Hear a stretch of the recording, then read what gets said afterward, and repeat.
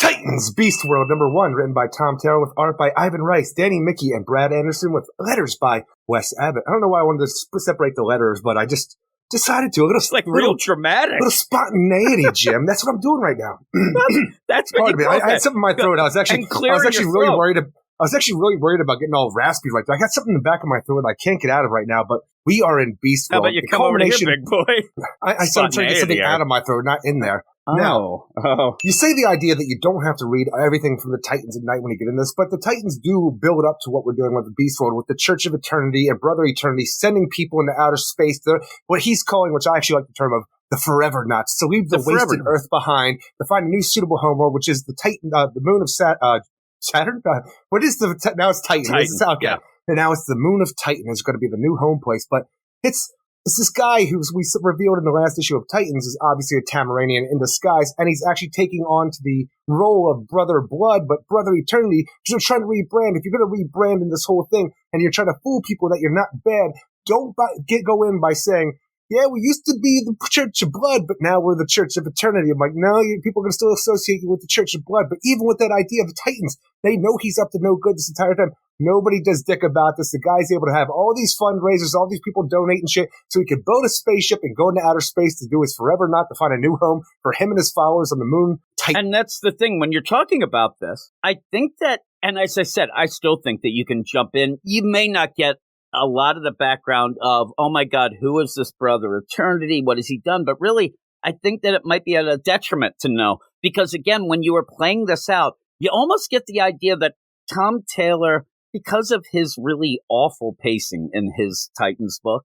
and Titans, I'll say, not even just pacing, but there's like 7 million mysteries in that book, including Wally West's Death of the Future. The idea that you have Tamaranian tech that seems to be ruining the environment. What happened with that, Eric? Because that seems like that was the main setup to what we get here. That he was the one doing it, but we never really got much of it. But that would make sense. He's trying to gain some followers because the Earth is a shithole. Look at all these terrible things going on. He wants to destroy the Earth so that people, but you never really develop that to then get to this and boom, we're hitting the stars. Well, even the idea in the last issue is like, it seemed like this Tamaranian. Not many people got that he was Tamaranian, by the way. We said it when we were talking. Not many people seem to realize that. Remember, I thought that was a setup for later a Swamp Thing would end up sprouting when they and I'm like, nope, didn't have to wait for that because it's revealed right here, right? But the idea though that he had some leader that we're preparing the Earth for, I'm like, is that just the Necro Star, or do we have to make the Earth a shithole just for the Necro Star? It's weird. It feels like when they get there, yeah, because here's the weird play, and I said it from the beginning, and again, I will reveal right now, I do like most of this issue for an event type deal, but when you have Brother Eternity, he's kind of one of the weaker links, and you have him here where I said the idea of broadcasting his ass all over the television sets. And like an Elon Musk, as this was leading into it, he's like, I'm going to do something nobody's ever done. We're going to reach to the stars. And I said, that's kind of silly when you end up in a world with a Green Lantern Corps, you end up kaboom. And it even comes in here where he's done all this work to get, like you said, money, just to get people on Titan to find a Tamaranian temple so he can talk through like their speaker to unleash this when you just have the Titans just... It's not a temple, Jim. It's a prison. Well, it's a temple over a prison, but still, what he's doing is trying to get people there, it seems, just to open this up and release this thing. I still think it's silly that he needed to get all this things going to get people there as if they were going to populate Titan. I will say the idea where he has to, for some reason, take on the moniker of like Brother Eternity instead of Brother Blood and be associated with the idea that we used to be the Church of Blood. That's silly to be started out that way. But then the idea that you've got to go and do this. All right, look, I'm a Tamaranian bad guy. I want to unleash all death and destruction throughout the universe with this undead star conquering monster thing that Tamaranians defeated freaking thousands of years ago. You know what I don't want to do? I don't want to be there when the doors open because my ass might get killed. So what I have to do is set up the long con, send some other people there. But me, I'm just a poor Tamaranian boy. I can't afford earthly rockets. I got to do some fundraising, send some other people. The things that he's doing here, and in the end, I mean, I think you can, again, this is kind of the things we're talking about right now that are not so great. And I'll get to the stuff that I really do like. But at the end, then I'm thinking, okay, do you think that this whole plan involves Amanda Waller and Dr. Hate? Or do they just show up? I think it's just side stuff. But it's a weird play that all of this then is that they're just hanging out. You just happen to have all this go around. They might have prophesized it coming through Dr. Hate's helmet. I don't know. I think that we might find out, because what happens then to Brother Eternity? He kind of disappears. He's nowhere to be found. The whole idea that he's sending people out here so we can say a magic word to unlock this ancient prison to this Necro Star, which is just a scarier version of Starro. For some reason, we just have to have Starro, which isn't like scary enough for it to be a world conqueror throughout the galaxy. But now it's a Necro Star. It's just one of those silly renaming things to make something more like devastating for no reason when one is fine the way it is. But it's a Necro Star. But we are unleashing this ancient god Necro Star. But is it the same thing that we had, or like those little things that come off of him? Is that what Gar has inside of him that he shot into Linda's mouth? Are those little Necro Starlets?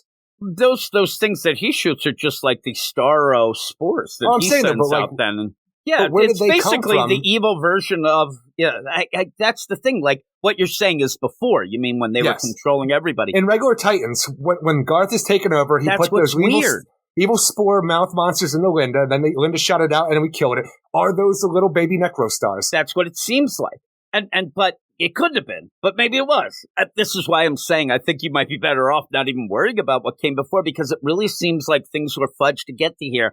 And I kind of don't mind once we get into it and we start having this big feeling event. But again, you have this guy. It seems like maybe, again, when you have Amanda Waller as this big bad in the background. Shown in the background everywhere. Even during nighttime, like everything seems like everything's coming up Amanda Waller in a weird way. Like things are going on. She doesn't really have to be the big bad because everybody else is doing all the heavy lifting while she sits there and waits. But it feels weird by the end that we don't really know what happened then to Brother Eternity, how he got to Earth and what he's doing, because I don't know, in my mind, at one point he passed Saturn on the way to Earth. He might have been able to just stop there and do this. His ass ain't going to do that. Earthly rockets. The idea of this is that he comes to Earth, right? And then he sets himself up as a new Brother Blood called Brother Eternity. Okay, you're already pointing fingers at yourself. You're already, announcing to the world you're evil. Now nobody's not doing too many things against you.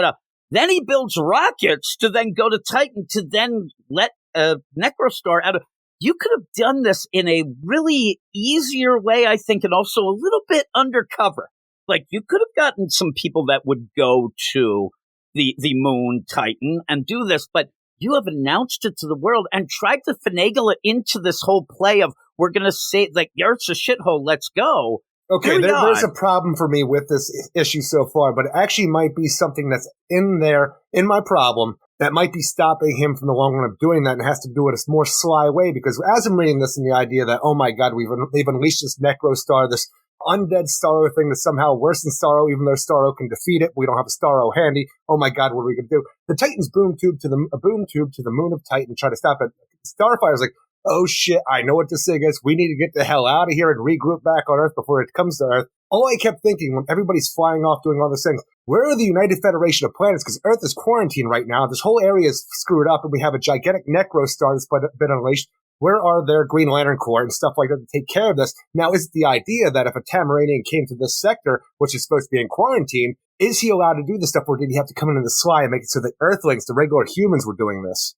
So it didn't make them like awares. Again, I don't think that he's keeping any of that into account, or he would have mentioned the United Planets. They would have had something, or they would have shown up after the fact. When we had all the heroes come together, like the former members of the Justice League, and I thought they were all flying into space. I'm like, Hal, you can't do that. But he didn't end up doing that, thankfully. But it looked like everybody's just flying straight up at one point. Like, I see Hal at the Titans Tower. That guy's, he's in the background. Now, what I'm saying is, if you're going to do this, where he's playing all these games, and he ends up where he, mind controls with those spore type things, Garth, then you get Lynn. Just go to Cyborg. Cyborg then, boom, tubes to Titan. You talk through Cyborg's speaker, boom, you got it. You got Necrostar, nobody even knows. And you end up, because you would think the Necrostar, you want it to come to Earth to attack, and you want to kind of make it undercover. And as I've seen lately in the DCU, say a huge giant meteor that might be hurtling towards Earth that can destroy the whole eastern seaboard, nobody knows that's coming. So they are already just schmucks. So you could just get that Necro Star and go. But when you we know it's in an orbit, but what the astronomers don't realize is they're, watching that meteor is that some asshole in Gotham's going to collect these other meteor parts. They're going to act like a magnet to pull it down. Yeah, those little pieces. So, but you know what I'm saying? We talked about the whole Brother Blood stuff and how he's he's going to rebrand it, but he's still kind of right on Front Street. And then you're broadcasting it so that Corey can see and yell, oh my God, that's Ancient Tamaranian, only set up in the last issue of the cliffhanger of his eyes glowing. We're like, oh shit. And then we get to it. But when you do get down to the nitty gritty, it does feel big. And I said one of my hot takes here is that if you are kind of sick of Tom Taylor, but you like Deceased, some people like it way more than us, or you liked Injustice, you like his Elseworld stuff. This does have that feel of going real big, it has a Deceased feel to me, but in the continuity, again, a little fudge the way we get there, as we said, but by the end, once you get Dr. Hate involved, it's going to take me the next issue for me to really say, okay, I'm on board because this is cool. Because I need to know more about Dr. Hate and what's going on with that, because right now he's just doing like, hey, I'm Dr. Hate and I took your mind the end. I need more of that for Dr. Hate to really get on board with him. What you get here, though, is this Necro Star versus our heroes, including Beast Boy, who comes up with a plan because they get together. When this is all going on, it's a weird way to play it. You end up where, oh my God, this Necro Star, it's coming. We see it on TV. It's Necro Star spores across Earth. And even before they get there, when they go to confront it, and everybody's going off, so you have this. Then they come back because they have a little bit of time. It's a weird play to see it, then come back and have a plan. And that's where some of the things are kind of, it's cool enough, but some of them get a little bit eye-rolling when you end up having Batman's like, I don't know, we're going to do this, this, and this. And when Beast Boy says, no, I have a plan. Oh, what's your plan? Well, I can't really say because I don't have a big brain here, but it's a cool plan. And then everybody's like, yep, that is a cool plan. Raven, yep, I scanned him. It's a cool plan. How about a cool plan for then Beast Boy to pretty much say, I really don't have a plan yet. I need to figure the plan out, so you guys have to go fight it again. He has an inkling of a plan. And the thing is, we talked about this on the Patreon Spotlight where you're trying to rile me up a bit, because in the previous Titans issues where it's been a thing where they want to talk about Beast Boy separating himself into different flies and different bugs, into all these different little insect beings. That's all bothers for this. me. It was exactly. It was all for this, and that's been bothering me with the idea of using his powers in that way. And then you wanted to rile me up before I even got a chance to read this stuff. What about if Beast Boy used himself to become a whale and he had the size of a whale's brain so he could think better? And I'm like, I was already upset. But now, ever since we talked about it, I have been thinking about it. And Beast Boy, he shapeshifts into different animals and he uses their physical attributes, strength, size, and all these different things. And I thought to myself, why couldn't he use the mental power of something that he's using in that same way? I'm like, that could work. And because he's using all the other physical attributes of these animals. So why couldn't he do that? It might make sense and I might be okay with it. I don't like it because it's more taking the idea of, size rather than cognitive ability as well. I mean, if he's going to do that, he turns into an ape and he starts throwing shit and going, then I'm okay, right? But he still maintains his brain. The biggest play of this, though, and I know it's supposed to be this wow moment. Hey, and it reminded me, I said to somebody that it reminds me a little of Guardians of the Galaxy when they're like, okay, well, what's the plan? He's like, listen, I need an ocean, Cyborg, and a whale. And then they go off like, I need that guy's leg. And they go off into the ocean. He does this. But really the plan was kind of set up by Corey just a little bit before it, including the idea that she has a book. So if anybody ever said, well, Gar, he has to study things and know of them, you do have that book. At least he can look at the picture and think of what he knew. I think the whole idea is he had to work out in his mind how he was going to be able to shapeshift and mass shift into a gigantic Starro and then also separate himself and keep his mind in lock with all those different spores. That's the thing, though. He's been doing that. He's already been a swarm of bees. He's already been a gaggle of ants, I think they call it. So when you go in his big plan... But now you have size on top of him. Like, this is all new territory for God. I don't think size would matter when it comes to separating. That's not what your wife said. Well, that's true. I mean, now you got to upset me. I thought we were going to have a fun time tonight. I'm having fun. You know what I'm saying? Yeah, really. You're having a fucking ball. You'll get a ball right up beside your head. You end up in that sense. Again, I think that one of the things I'll give credit, Tom Taylor, and, we haven't really given him a lot of credit lately, but the idea where we bitch and moan a bit about things not being set up for, say, events or big stories. We didn't love the idea that Beast Boy turned into a swarm of bees or a gaggle of ants. Because then he loses part of himself and everyone that's destroyed. And that's the thing, and I will get to a part where I think there's a little swerve, but when you get this, it's a weird play because it seems like the big thing is that they're like, look, oh my God, this happened before. That was a prison. Way back, the Tamaranians ended up fighting the Necrostar. We couldn't beat them. Millions of years ago. But what happened was Starro shows up. Starro fights the kind of, Starro-y Necro. I was going to say man and woman. They start fighting, Eric. They weaken each other. Starro backs up, but the Necrostar is, it's weak enough for the Tamaranians then to imprison him. So the big play is, okay, well, maybe we need a Starro. Oh, we can't do that. So really, Beast Boy, the plan, I don't know. It should have played out more of what he actually needed to think, because it seems like he has to have a big brain to just then say, I'm gonna be Starro. It's kind of silly, but when he does it, it's kind of a wow moment. But with that, he's gonna kind of lose a bit of himself because it's so big. But even though we see how big a whale, so you have those things playing out. This is bigger than a whale, and then separating yourself into thousands of different things at the same time. Every time we see him separate before, they're all little tiny insects that are less mass than he actually is. Here's the play of it, though.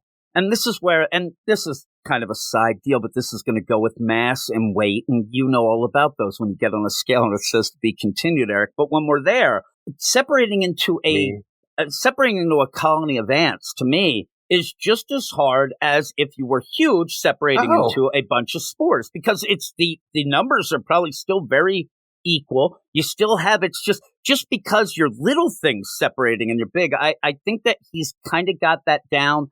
In this, he's got to be a little more careful because he's got to really control where people are going.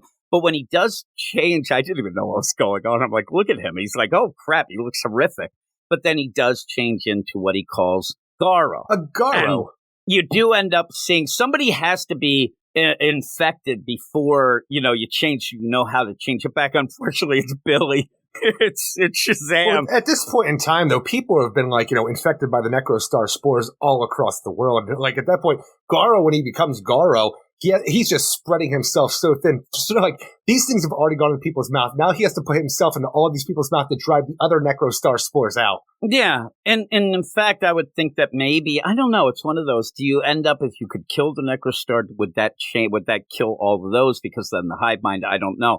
But the big problem is we've had so many mouth monsters in DC Comics in the past years, and we just had this play with the Brother Eternity that he was controlling people with these kind of, plant spores, and it kind of looks like that, monsters. But doesn't. So it feels very odd when you're doing this of the connection, because Brother Eternity, he's out.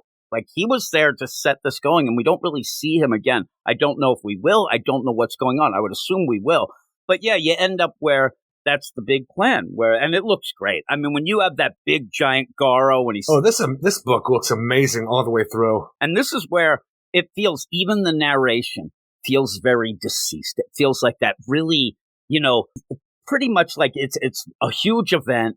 You have this really big narration going on as this big fight's going. And I was actually shocked that with a Tom Taylor book, you actually kind of resolved the one storyline here, as if that was all they needed to do. You end up fighting the Necrostar, take them down, and then we win. But then that's when Dr. Hate shows up. And not even that, because even the idea, because when we have Gar become Garro and fighting the gigantic Necrostar in space, and I'm just wondering where the United Federation of Planets are, but that's an aside we don't have to worry about at this point. He is weakened by this attack because Starro is the only thing, or Garro is the only thing that can take it down, apparently. But he's weakened, he's afraid because Raven can feel its mind and its fear. And Cyborg opens up a gigantic boom tube.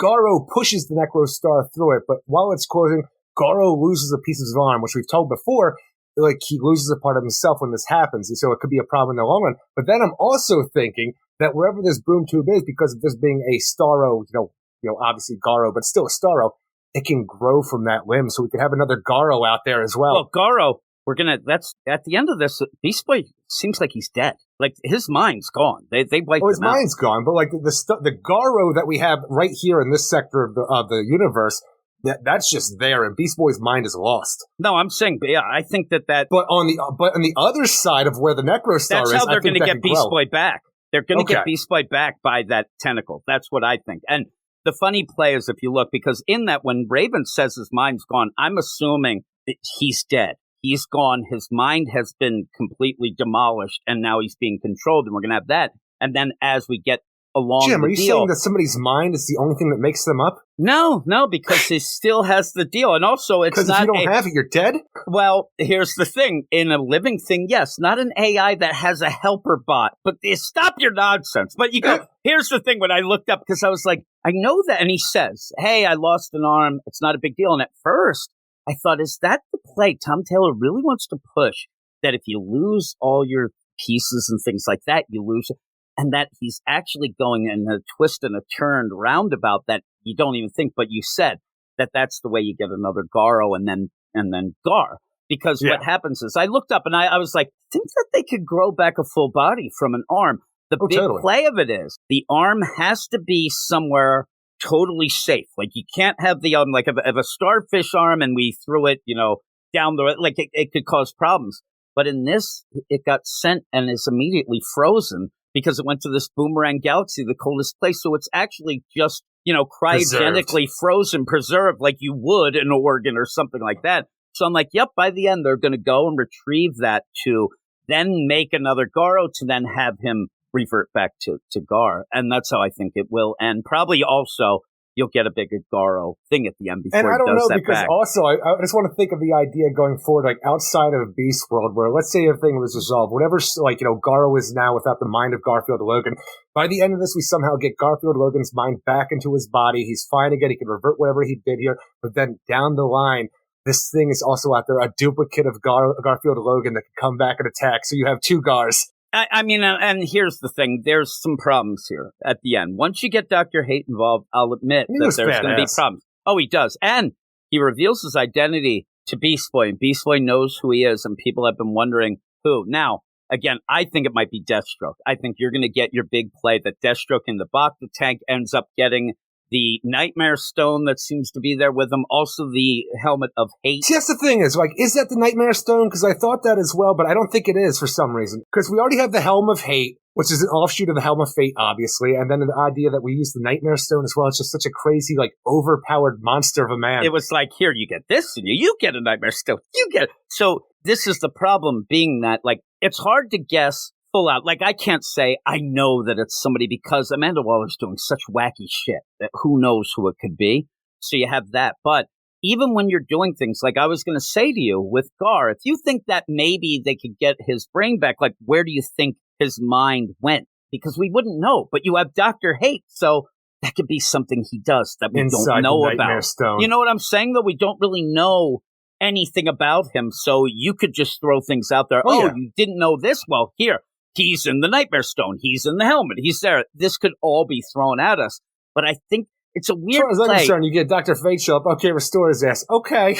And isn't it a weird play, though, when you end up saying his mind, it's gone. And this is Raven, his lover, Eric. She doesn't say he's dead. Communication with him this whole time. You would think oh my God, his mind is gone. If he's dead, she just doesn't say that. It's a weird play. Tom Taylor's afraid to fully say he's dead because he's going to come back. It's very odd. Is it because we just played that game when Deathstroke shot him in the face during Dark Crisis? And that's the thing about this is, and then poor Gar, he's gone through shit lately. When you get to the end, when Gar sees who it is, he kind of almost oh, God damn it, you again. You? That would make sense. And if it is that, Deathstroke, he got screwed by Nightwing, and he tried to kill Gar and failed, and that's not something that sits well with a Deathstroke either, so it would make sense for him to want to get revenge on this team as well. But again, what is the whole play? Is this they were manipulating Brother Eternity, or was he doing it on their own, and then they kind of jumped in a weird coincidence? Let's very break this odd. down to something weird that I want to throw out there, just because it's the weirdest thing I could think of that might be cool, okay? We have the Green Arrow series going on right now. We'll talk about it later in this podcast, but the idea from that is, Amanda Waller's got a time travel check. She's willing to hand that shit off to Merlin just to do some real,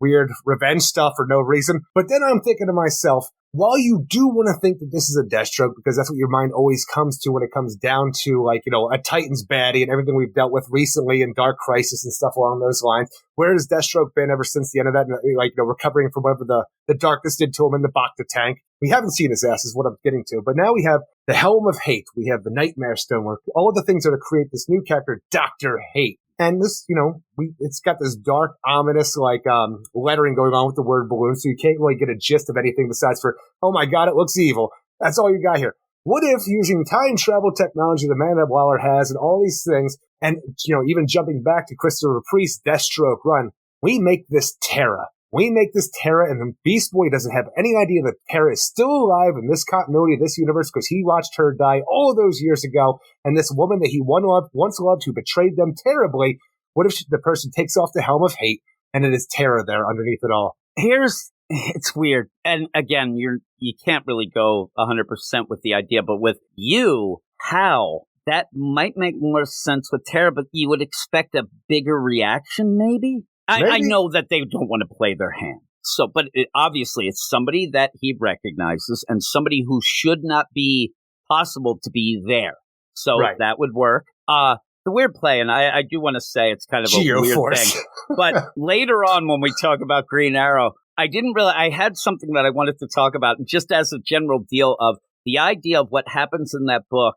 Just keep thinking of why, as they explain it, why did that keep Cotter and Leanne away from anybody? Like, it doesn't make any sense. You saw us talking about when they got back together. It's so ridiculous, the deal. So, but when you see this, I know that, and one of the things going on, what I was going with, once we find out that Merlin, he's getting weird tech from Mandela is just throwing shit out there like candy. Like, then if Brother Eternity was involved, why wouldn't he have been able to go with a clever plan? Something a little more subterfuge to get to that temple. Don't trust no dirty Tamaranians. No, but I'm saying, you know what I mean? Like, if she was going to give time travel shit to a Merlin, she might have been able to get a rocket ship for like you wouldn't have had to. I really, to this point, think that Brother Eternity had like 7 telethons set up to try, okay, people, we want to get to that Titan. And then they have that going on. It's just kind of silly. But by the end, you have to play a game, I think, that we don't like to play a lot, but when we get to it, I think this seems like a cool story. I think it could be a lot of fun. So do I. But to get there, you're going to have to jump through some hoops, though, by the end. I actually really enjoy the idea of the startup, everything, like to start the story off with the Necro Star. Yes, it's like one of those lame things you get from Joshua Williamson where it's just a different play of a name of a known villain or hero and stuff like that. Necro Star is kind of lame. It could have been cool if it was just a Starro versus Starro. I don't know, but this is what we're dealing with right now. The way we're getting to Gar and stuff like losing his mind, introducing more of the Amanda Waller stuff in the background of Dr. 8, it's all super cool and interesting, and Ivan Rice draws the hell out of this book, and Brad Anderson colors the hell out of this book, and I'm thinking to myself, this is the best book I've seen in a while. I'm having a lot of fun with this, but then when Gar loses his damn mind from whatever Dr. Hate did to him, and he starts shooting more spores all across the earth, and when these spores enter the people's mouths, and all of a sudden everybody on Earth becomes animal people, like the island of Dr. Moreau, where it's just, Commandy's freaking future. I don't understand why any of that happens, and I'm looking less forward to what we have going forward than I was with this initial idea, which I found pretty cool. It is pretty good. Here's the weird play, is if we didn't know anything about Beast World. Now, I'm saying it's not going to explain what happens. The only thing that I can go with is you have Starro, mind control, mixed in. Yeah, he's fine. Like nothing happened to him? He just looks out. He walks out. He's like, fuck you. And goes back down in the sewers. The way that maybe he'll just go back and revert to human form then. Like Lion Mane's out there. He's like, oh, I'm fine. I'm just Lion's Mane. But maybe, I guess you're going with mind control with the kind of shape-shifting type. It doesn't make much sense. But when you're going, and if you didn't know Beast World, if you came in completely unaware of anything, you get this Necrostar deal, and you think this is the event. Oh my God, this is going to be crazy. They're going to have to, and then all of a sudden they do. They stop him, and that is actually kind of a refreshing thing. Then, though, what happens is, and then it shifts to Beast World. That doesn't feel like a really natural shift. But I had fun up until that point. Like, man, this is like a really cool event feeling, story. This one thing. We'll have to see. And even the stuff that I thought I was going to have problems with, I didn't. It worked out in my mind when I sat back and thought about it. Like, I can see this happening this way. Yeah. And so I hope, and even next week, we're going to get one of those world tours. And I don't like to say that I'm going to base anything on tie-ins. They haven't really worked out well at DC or anything. The tie-ins usually never do. But when we get back to the main book, the next issue, I hope, because right now I'm pretty pumped for this. I've recommended for people to check it out. It could get really good. It could fall apart. You're on that teeter because we don't really know. how to explain some of the things by the end. But that's the cliffhanger. So because that's everything's the job different of the now. next issue. Yeah, and it does. It switches all of a sudden. But I think that's kind of neat. I was like, oh, yeah, that's cool. So let's go. So when we go do that, I will tell you that Ivan Rice, the art's great. He's not going to be doing all the issues because he usually has, I'm not talking times. I'm talking main book. He's only going to do like 3 of them. And then you're going to have fill-in artists because he does end up taking a while. I wasn't aware of his delays and things like that. So he's not going to do all of them. And then unfortunately, because this is again a reminder of how great he is, he's then going to go off to that, Ghost World or whatever, the Jeff Johns imprint. He's going to be exclusive to that after this. So it sucks. Everybody's going over there, so we won't get him at DC or Marvel. But where's Jason Fabak at? What's his ass up to? He's with Jeff Johns at that thing. He's exclusive over there, so they're done. But we'll see how long that lasts and things like that. But at the end, what would you give it? Ultimately, I had fun with this issue right up until the end. I'm going to give it a 7.8 out of 10. I'm an 8 out of 10. I really had fun with it. It looks great. That's always a bonus. You are all weirdos. Weird science is the revolution. Weird science is the revolution.